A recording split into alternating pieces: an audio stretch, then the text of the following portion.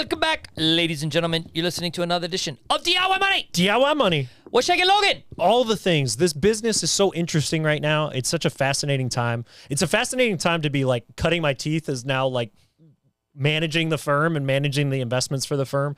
There's a lot of exuberance in the market, as you know. There's a lot of people that are getting also engaged in the market that have never been engaged in it before. I think that's a really big positive to like the SpaceX IPO and good markets for several years. Now, some of these people are probably going to get hit pretty hard the next time we go through a market decline, but I do find it really cool to see young people start to have an interest in markets that have never had interest in markets before, but it's like front page news. The SpaceX IPO, I think, stands out as something that has really engaged way more people than I ever expected. Like family members, cousins, friends, all these people that reach out to me and saying, hey, what do you think about the market here? What do you think's going on? It's really a fascinating time that is interesting people and getting them engaged in the markets. I'm going to try to create an analogy or a metaphor, and I've not pre-thought this. You know, These are always dangerous. But do you enjoy like a McDonald's cheeseburger? Occasionally, yeah, sure. Okay, so very rarely. But yeah, I can't tell you the last time I had a McDonald's. I haven't had one in forever. I love a McDonald's cheeseburger. Yeah. Okay, I don't know why. I don't know what it is. 2 pickles, just the perfect. Have you ever seen them put the ketchup? They have a machine. The it's little, like exactly. gun. Okay, the bun, it's warm. The patty, I don't know what it is. Okay, Just love it. So good. Right now, when's the last time you had a McDonald's cheeseburger? It's probably been a year. Okay, at least. I can't tell you again the last time. And why have we not had a McDonald's they're cheeseburger? horrible for you. We know what's in it, Yeah. or we don't know what's in it, and therefore that's a problem. Right. Okay, and therefore, when we became educated about the McDonald's cheeseburger, Yep. we realized it's probably not the best thing to put in our body. But so good. Love it. Okay. Every semester, I bring students into the classroom. You were one years and years ago. And my job is to not just talk markets and, you know, about what's going on. My job, what I am compensated for, is to teach them how to value companies. Okay? There are some basic methodologies by which you value companies, meaning what am I willing to pay for this stock? Right. For example, if you were to add up what lumber costs, drywall, outlets, lights and wiring, or anything in a house, you could add all that up. You could put it together and say, okay, all of this costs this. Now, there would be needing somebody to build it. So let's say we had to pay somebody over a 6-month, 12-month. This is what this house should be valued at. And then you look at the sticker price and you go, oh my gosh, wait a second. That's way too much, right? Right. But if you didn't know that, if you didn't do the work to see what it costs in the lumber and the outlets and the drywall, like literally at Home Depot or Lowe's, you would have no idea. No clue. Okay. Cheeseburger. Unless you knew what was in it or don't know what's in it, you'd probably eat a cheeseburger every day from McDonald's because they're so good. Okay, so good. I teach these kids, and the minute they start looking at the stocks that are moving this market with any one of the methodologies that we teach, you remember we teach 3 predominant methodologies. They're used on Wall Street every day. Every student comes back with they scratch their head and they go, Professor Tacher, I think I'm doing this model wrong. Yeah. Like, I know the emails I'm going to get. I think I'm doing this model wrong. And I'm like, really, why? Well, I'm looking at Micron, you know, and it's trading at $1,000. My model says it should be worth $500. Like, clearly I'm wrong. I'm like, why are you wrong? Right. Well, what do you mean? The stock's 1,000. I did a model, and oh, by the way, the value, the inputs that I put in here are very aggressive. And it says it should be worth $500. I go, no. You're actually right. That's the world we live in. That's right. And when they learn that, you know what they do? They go, I would never buy that here. And I go, yeah, welcome to my world. Exactly. Or welcome to Logan's world, right? That's the environment we're in. Now, we're not talking about that today. Today's back to the classroom, by the way. We're not talking about that. I don't know how we got on that subject matter. I thought I did a pretty good job That with was that metaphor. good. The plane not bad. didn't get landed. Yeah, came in, right? Yeah, came really in. did. Yeah, It was you didn't have to signal too much. All right, if you're not watching on YouTube, you should be. Yep. Right? Check us out, DIY Money Podcast on YouTube. We have these videos up. Now, if you see back-to-back episodes and we're wearing the same thing, it's because we shoot them 3 times in a row. It's real simple. All right? But check us out. Hit us up on the social, DIY Money Podcast. You can sign up for DIY Daily. Yeah, absolutely. All right, what else? Anything else? Let's take a pause for our sponsors. Boom.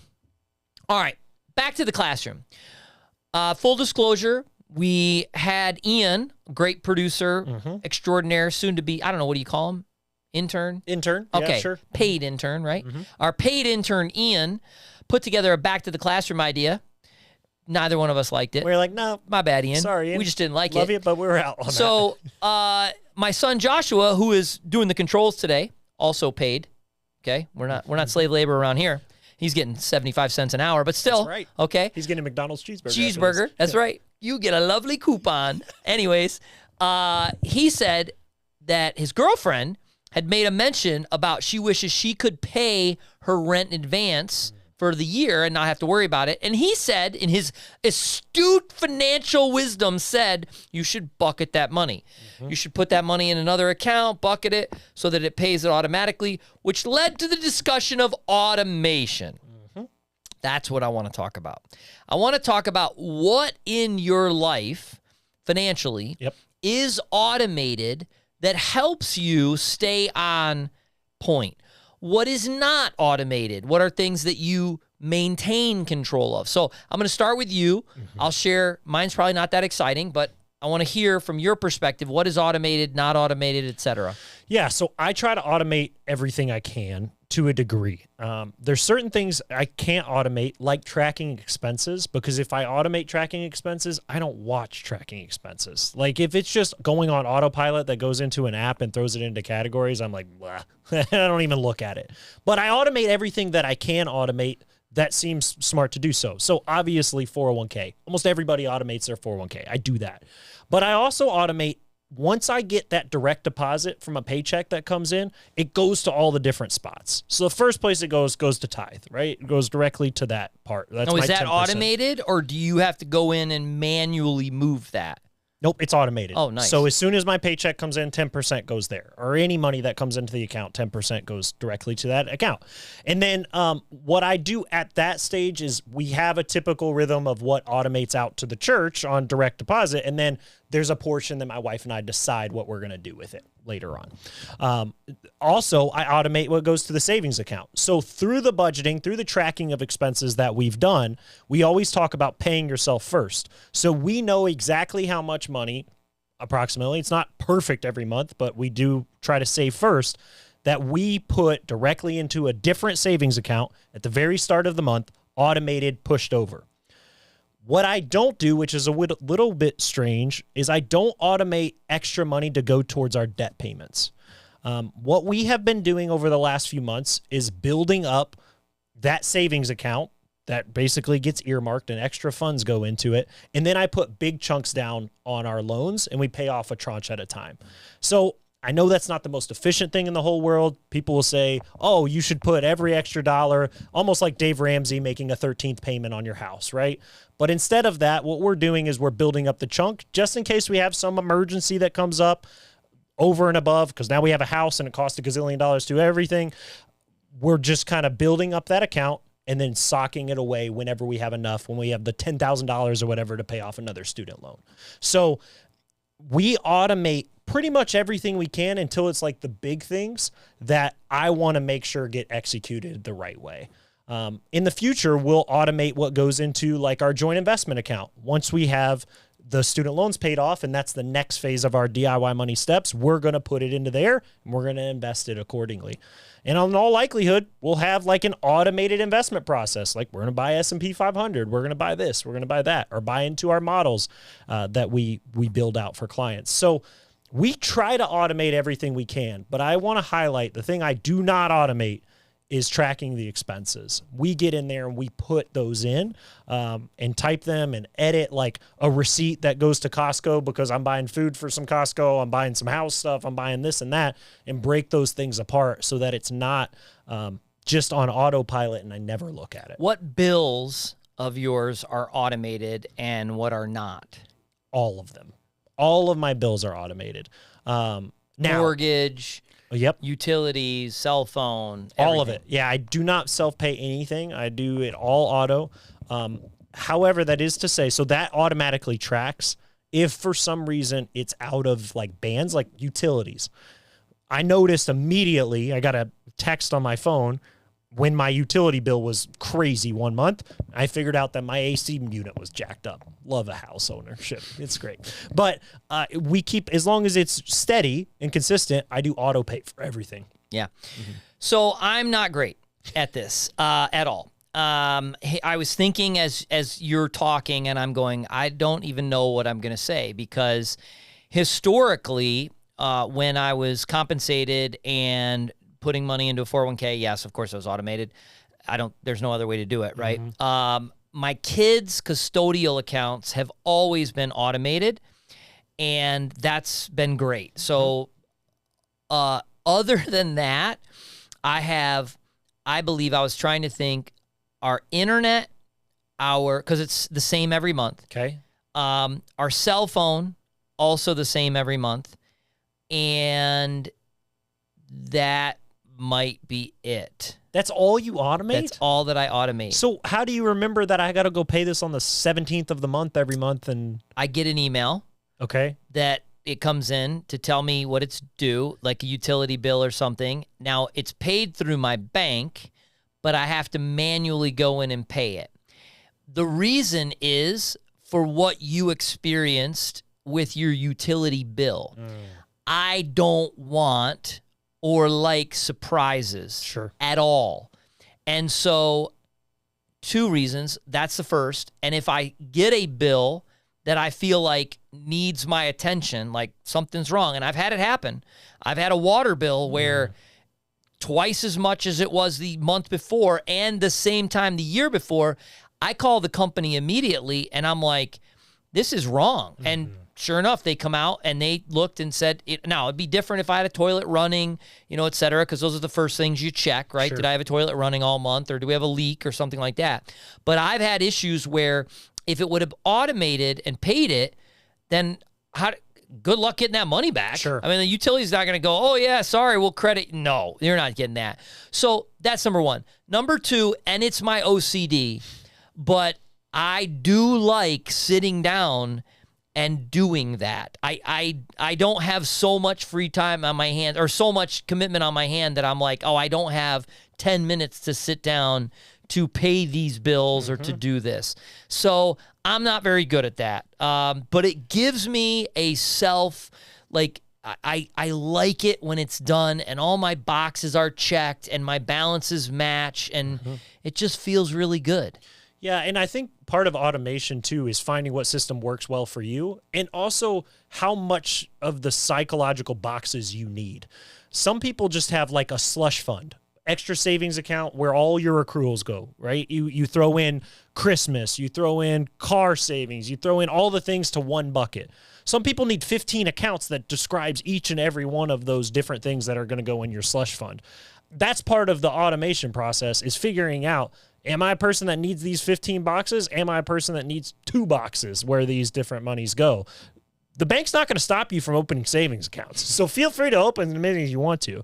But I see it very different in different people of where they want the money to go and how it's built out. So you got to kind of find what path works the best for you. But I see your side of it.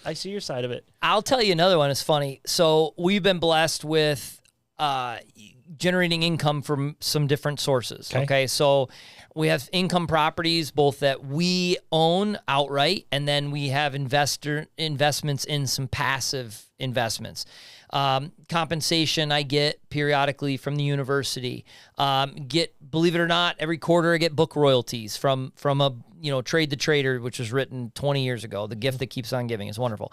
And so all of and other some random other things. Okay.